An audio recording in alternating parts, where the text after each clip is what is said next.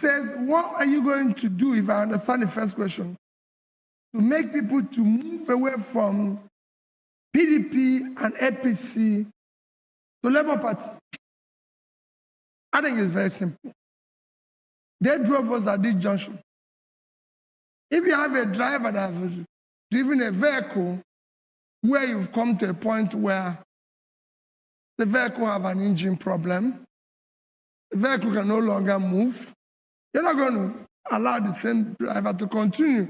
But, Mr. Obi, we want to fix this vehicle. But you were that vehicle. Just as early as 2019, you were in PDP. Listen, he was in PDP. No, 1 minute. And APC. No. Let me tell you. ANPP. Let me tell you. Moses lived in Egypt. Okay. So was Joseph. They were part of it. God comes and chooses from within. He's not going to create new people. From within those who are there already. And say these people can serve the situation. So it didn't create new people. It didn't create new creation.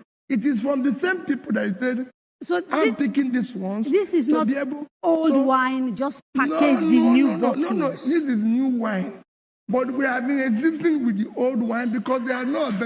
But they found out that we cannot continue living with this. You know, it's like you live in an environment where you find out that this environment, you're not part of it. All the first-class leaders that we have all over the world, we are part of the same society. But they decided we can no longer live this way. Even discoveries with all the people who have done it everywhere, it is people challenging the status quo. That's what we're doing today. Okay. That's what Labour Party is doing. I mean, that's why you're seeing something different. So people will say you are status quo, but let's move on. How do we put people out of poverty? Yes. Because of what's wrong. And will you sack CBN governor? No, I'm going to come to that. Okay. You know, pulling people out of the poverty is what we are preaching when we are taking from consumption to production. The problem is that we're not getting a grasp of exactly how this is going to happen. You are not seeing it. It doesn't, see, when you want to change a society, because majority of the people, including yourself, live off the old order, they don't see the future. That's why they say leader must be a visionary. We want to understand the vision. Let me give you an example. Yes. When I went to Anambra State and said to people, our education cannot continue to be at 26. We're going to change our education. We're going to change this. They say, no, you can't do this. The moment you have the people in power not stealing your money, you're already getting richer. The moment they announce a government who are not complicit in bringing insecurity to your country, you are already defeating insurgency and banditry and terror. That is... The moment they announce a group of people who mean business and who know business, can you pause a little? Your economy is already fixing itself. Dr. Baba-Ahmed, just pause for me a little. All right. You made a statement that is very heavy, very serious, because we're having a national conversation watched by millions. You talked about a government that is complicit in bringing insecurity. Yes. Implying that you believe that there are people in government, or that this particular government Kadaria, you can never tie me down. You can never put me in trouble. I'm asking you to clarify. I'm asking you to clarify what you said. Yes. You said it. I didn't say it. And let me repeat.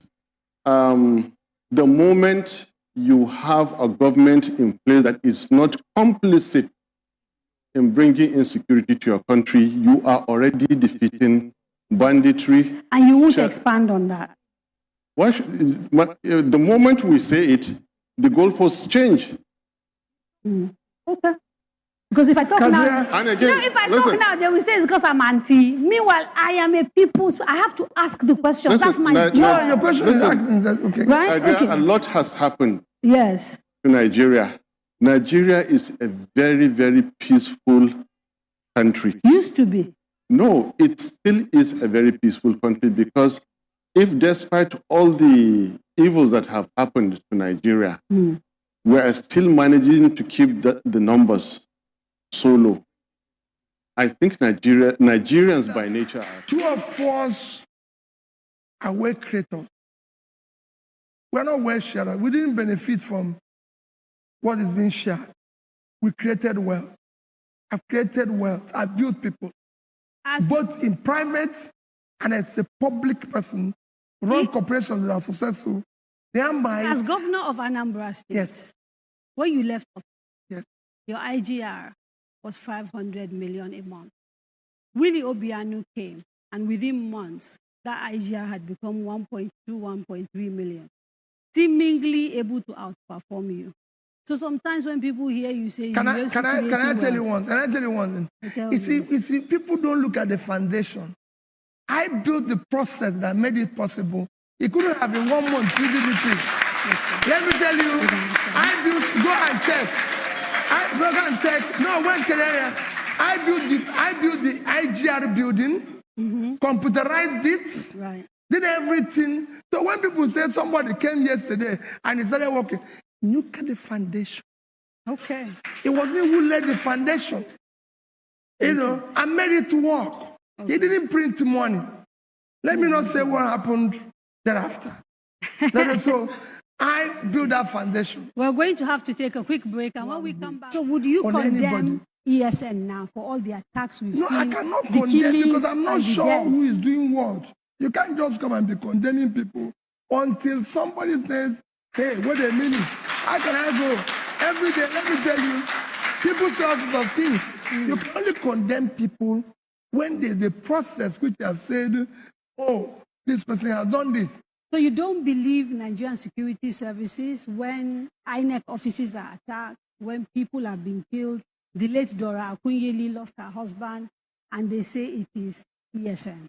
You don't believe it? Let me tell you, I personally, single-handedly, left Lagos without any single security, took first flight to Owerri, drove to Ogidi police station to retrieve the body of Chika Akunyele.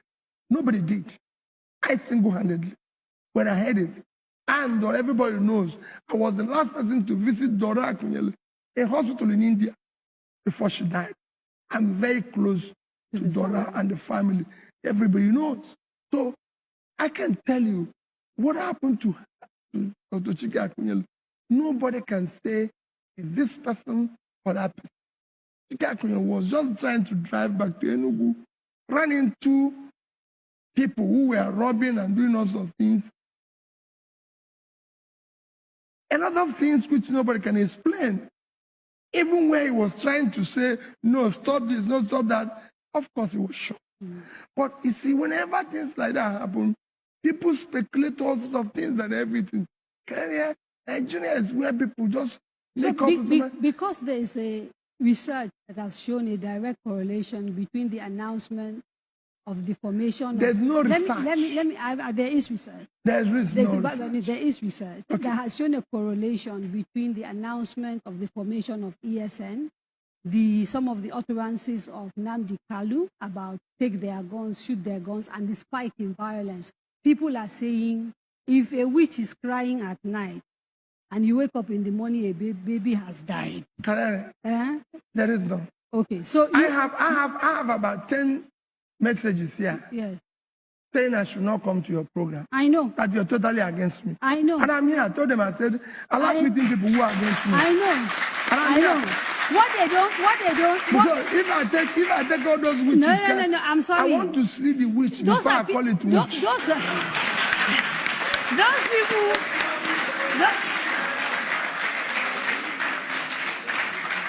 Beautiful people.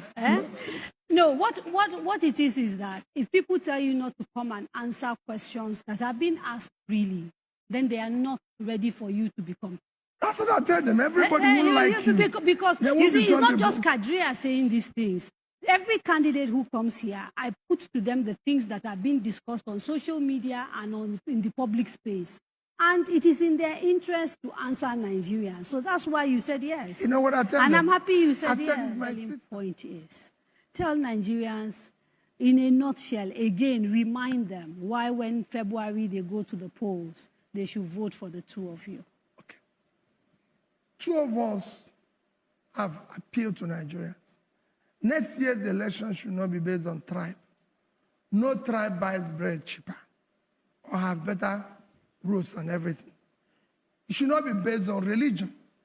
No religion buys bread cheaper or have been able to employ everything.